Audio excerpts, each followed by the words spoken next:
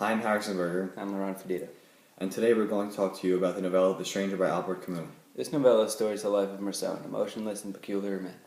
As the story progresses, Marceau's questionable character becomes more clear with his progression. Through the use of characterization of Marceau by Camus, Marceau's progression from an emotionless and apathetic human being to an insightful and thoughtful human being is shown. We will begin this documentary by asking Kia and Nori about how Marceau is characterized. How is Marceau characterized in the beginning of this novella? In the beginning, he's characterized as an apathetic guy, doesn't really show emotions, and doesn't really seem to care about anything. According to Kian, Marceau is apathetic and emotionless, and this ultimately leads us to believing Marceau is a bad guy. In the novella, where it says, "A minute later she asked me if I loved her. I told her it didn't mean anything, but that I didn't think so." This shows that Marceau really doesn't care about other people's feelings and doesn't have any of his own. We then ask Kian if he believed Marceau understood what the word love means and if he really loved Marie. Do you think Marceau loves Marie and just enjoys her presence? I think he just enjoys her presence because when Marie asked Marceau if they want to get married, he said sure or something, or if you want to, and then she's like, "Do you love me?" I think he was just giving weird answers, like not typical answers, and she asked if any other girl asked you to marry her, would you? And he's like, yeah, probably. So it just shows that he doesn't really. Do you think Marceau truly understands what the word love means? No, because since he thinks that life's pointless, he doesn't think loving anything is worth it, so he doesn't bother. This characterization of being apathetic and emotionless is further shown in the quote, "A soldier smiled at me and asked if I had been traveling long. I said yes, just so I wouldn't have to say anything else." Marceau is an alien to society, and this quote shows that he completely avoided human interaction just because he didn't want to explain his travels. Marceau becomes fully immersed in his daily routine, and that is shown where in the essay about the novella it says, he fears his boss and is afraid to disobey company rules. When Raymond phones him at the office, Marceau tells the reader, "I'd have liked to hang up at once, as my employer doesn't approve of me using the office phone for private calls."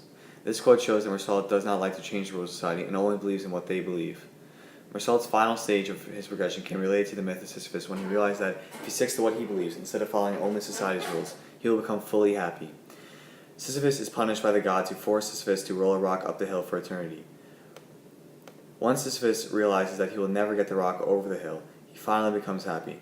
Sisyphus has accepted the absurdist idea that everything you do before your death doesn't matter, and the only way to achieve happiness is to accept that fact. Marceau has done the same thing. At the final stage of Marceau's progression and the final passage of the novella, Marceau finally becomes happy when he says, "As if that blind rage has washed me clean, rid me of hope for the first time in that night alive with signs and stars, I opened myself to the gentle indifference of the world, finding it so much like myself, so like a brother, really. I felt that I'd been happy and that I was happy again." We then asked an outside source for his opinion on the characterization of Marceau at the end of the novella, how this change occurred, and about the novella, about the idea of existentialism when it relates to Marceau. How is Marceau characterized at the end of this novella? At the end, I think he's seen more. Well, in the beginning, he was seen more as a bad guy because people just thought he was this apathetic guy that just wasn't a moral person who didn't care about his mother or anything. But then in the end, when he's in jail and he's reflecting on his beliefs, the reader realizes that it's not that he doesn't care, just that his absurdist philosophy, it basically, since he thinks life's pointless, he's very accepting of whatever happens, and it's not that he doesn't care, it's just he accepts it and he lives his life because he knows that's what life is. Like, life has death and that's inevitable, so just accept it and move on. And what do you think caused this change? I think when he's in the courts and the prosecution's trying him, we notice that the prosecution isn't trying him for killing the Arab.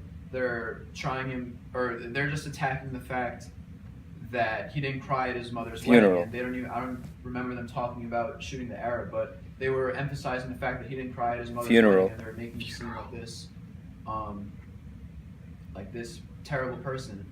And then that's when Marceau realizes that like where he is in society, and now he sees that because of his absurdist outlook, he now sees that everyone else in society sees them as this outsider, stranger.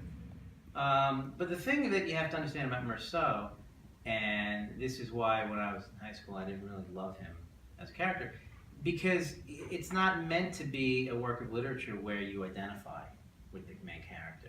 You know, this is not Hamlet. This is not Atticus Finch, although it was written later. But the point is that it's a person who is purposely withheld from us, kept at a distance, alienated. But that's the whole point about existentialism, that once you rip away all of these layers, the social layer, the ethnic layer, the gender layer, the class layer, you're really left with a black hole, a void, and that's where you can only then begin to find the meaning of life. And that's what happens to Marceau, that he's just kind of trapped in his own existence, not really thinking about much. And then when it's challenged and taken away, then he realizes that the only thing that matters is his own authentic existence. And it's authentic because he gives meaning to it. Although Marceau did change from the beginning to the end of the novella, some believe that he did not. In part 2, where Marceau's change was believed to have occurred, he says, "I know that at one time or another you've wished for another life. I said, of course, I had, but I didn't mean any more than wishing to be rich, be able to swim faster, or to have a more nicely shaped mouth. It was all the same." This quote occurs when Marceau is talking to the magistrate about killing the Arab. Marceau thinks that wanting to change the killing of the Arab is equal to him wanting a better shaped mouth.